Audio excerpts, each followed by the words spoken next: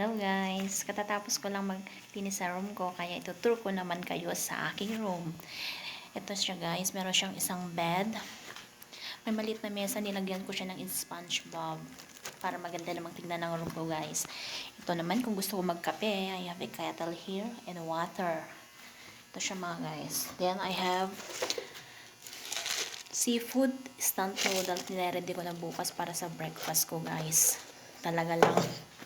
And this side is a mirror. Nandiyan na lahat ng mga kailangan ko everyday. And this is my bed guys. Very simple lang siya. And this side also, I have drawer box na maliit. May mga kape ako dyan. Chichirya, napkin, shampoo, close-up, at iba pa guys. Kaya, very simple lang yung room ko.